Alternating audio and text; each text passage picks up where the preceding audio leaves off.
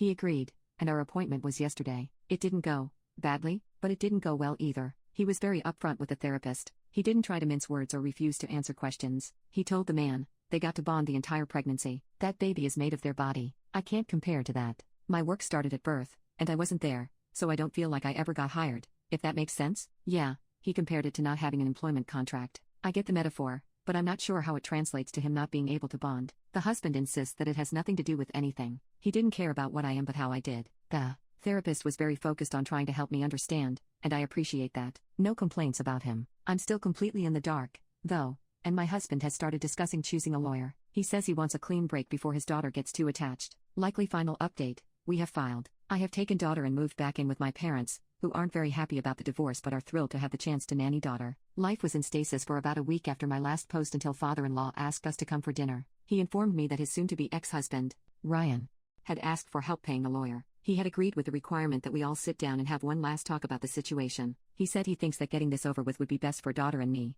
so he's willing to help, but he wanted to take one last shot at fixing it. The one last shot ended up being several hours of talking. Father-in-law bluntly demanded that Ryan explain his reasoning. Ryan repeated the can't bond thing, and father-in-law asked why. The employment contract analogy was brought up again. After much backward, what do you mean by this? Why is that? Father-in-law just said, I'm not buying this. What's the real reason, Ryan? Ryan insisted until the end that his reasoning was what he'd been saying. He did not see daughter be born, so he can't bond. He tried, he insisted. The connection isn't there. He was supposed to connect when his daughter was born. There was supposed to be a spark of connection between them, but I guess that spark can only happen right at birth. In his mind, he can't get it now. Father-in-law asked if Ryan thought the daughter wasn't his. Ryan insists he has no doubts that he is the daughter's biological father. Father-in-law asked if Ryan was seeing someone else. Was there a woman or another pregnancy somewhere? Ryan did not react well to this. He threw his phone down on the table and said that we were free to search it. He's not a scumbag. After that, the conversation turned to post-divorce life. Ryan offered that he'd been running the numbers and would volunteer $50 per month in alimony and $50 per month in child support. He doesn't have to do either because we're divorcing,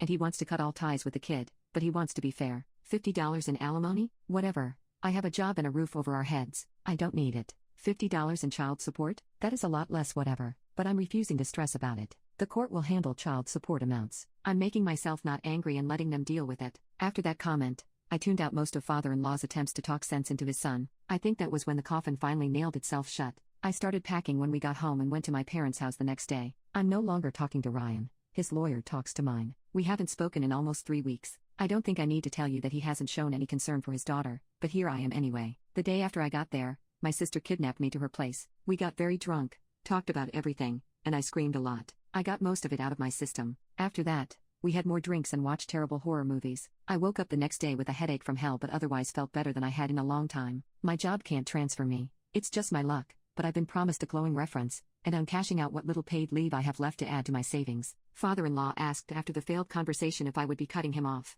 I assured him that he might not see us as much because of how far away my parents live and not knowing where I'll end up, but he's not getting rid of me or daughter that easily. He was very happy to hear that. So that's where I am. Papers have been filed, and my daughter and I have moved out of the house. I'm doing my best to ignore Ryan's existence.